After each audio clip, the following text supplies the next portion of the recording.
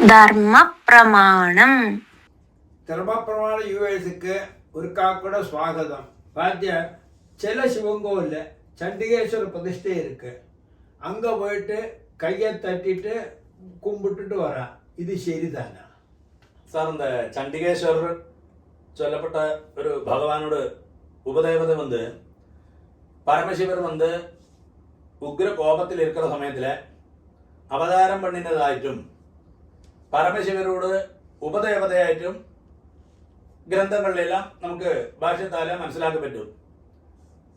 എപ്പോഴുമേ അവർ 24 hours ഇല്ല, വർഷം മുഴുവനും அந்த பரமசிவரை எப்பவுமே கண்ணை மூடிட்டு பரமசிவர் ஏது திக்கில் இருக்காரோ, அதாவது அவரு எந்த திக்கில, அதாவது இப்போ பரமசிவர் வெஸ்ட பார்த்திருந்தாலும் சரி, ஈஸ்ட ஃபேஸ் பண்ணியிருந்தாலும் சரி, இவர் எப்பவுமே നോർത്ത് ഭാഗത്തിലെ இருப்பாருன்னு அர்த்தம். பரமசிவரை பார்த்துட்டு அப்ப பரமசிவரோட கங்கை ஏது சைடு ஒழுகிறதோ, அதாவது தலையிருந்து 7 சைடு கங்கை ஒழுகிறதோ அந்த கங்கையும் கிட்டதான் அவர் உட்காந்துருப்பார் எப்பவுமே.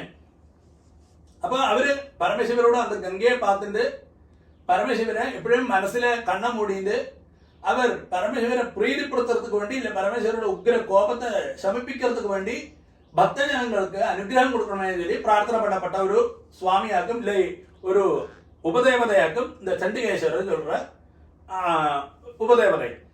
ஆனா நம்ம பக்தஜனங்கள் என்ன செய்யறோம்னு சொல்லி கேட்டா, அங்க தெரியாக்கி போய் கையை தட்டுறோம், கை எப்படி ஆக்குறோம், അതെല്ലാം തെറ്റാன കാര്യമാകും. അവരെ ഒരിക്കലും ധ്യാനത്തിലേന്ത് എളുപ്പവേ വാങ്ങിക്കൊള്ളാ. അത് മഹാകോപം. അവരോട് കോപം മാത്രമല്ല, അത് പരമശിവരോട് കോപத்துக்கே ஆளாவான்னு சொல்றான். அப்போ ஒருக்காலும் பக்தஜனங்கள் அப்படி செய்யப்பாங்களே. ஒரு ரசகரமான ஒரு சம்பவம் கூட சொல்றேன்.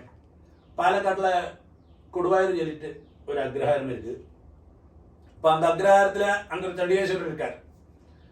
அப்போ ஒரு நாளைக்கு ஒரு பொன் குழந்தை கையில வளையெல்லாம் போட்டு அப்படி அப்ப அவளுக்கு தெரியாது. எல்லாரும் கையை தட்டுறாரு, அவள் ஒரு கையை தட்டினான் சண்டிகேஸ்வரர்கிட்ட. கையை தட்டினப்போ ஒரு வளை உடஞ்சு போச்சு. கையில் உள்ள வளை உடஞ்சு போச்சு. அப்போ உடனே அவள் அந்த உடஞ்ச வளைய அந்த பக்கம் போட்டான். ஒரு பாஸ்கெட் அங்க போட்டான். பின்ன பார்க்கறது ஒரு வளைய மாத்திரமா கையில் இருக்கு. அப்ப அவளை என்னதான் அதை அழிச்சு அங்க வச்சான் சண்டிகேஸ்வரர் முன்னாடி. அவ போன அது കഴിഞ്ഞ அடுத்த ஆள் பார்க்கும்போது இங்க வளைதான்றது.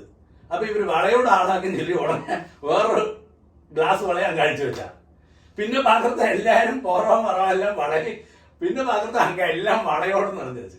அப்ப இதாக்கு நம்மளோட ஆச்சாரம். എന്നാക്കും அங்க എന്നാக்கு சுவாமி எப்படியாக்கும். அப்ப இப்ப அங்க வளை சண்டிகேஸ்வரருக்கு வள ஓடுறது ஆச்சாரமாயிடுச்சு. அது തെറ്റാன കാര്യമാക്കും. அது நம்ம செய்யப்பாங்களேன்னா அங்க ஆருக்காவது சொல்லி கொடுக்கறதுக்கும் பெற்றதில்லை. കാരണം அப்படி ஒரு ஆச்சாரமா போயாச்சது. இப்ப இப்படியெல்லாம் ஆக்கும் சண்டிகேஸ்வரோட விஷயத்துல இருக்குன்னு அர்த்தம். அப்போ ஒரு காரணவசாலும் சண்டிகேஸ்வரர் சொல்றாங்க, அந்த பகவானை போய் கையை தட்டுறது இல்லை, அவரை சப்தம் உண்டாக்கி அந்த சமயத்துல நிசப்தமா இருக்கணும்னு சொல்றோம், நிசப்தமா பிரார்த்தனை பண்ணணும்னு சொல்றான். சப்தம் உண்டாக்கி பிரார்த்தனை பண்றது അതൊന്നും ഒരു കാര്യം சண்டிகேஸ்வரர் சந்நிதியில் செய்யப்பாங்களே. அவர் அത്രയും கண்ணமுடியும் தியானத்திலே இருக்கார். அப்போ அதுதான் சரியான சாஸ்திரமும் விதியும்.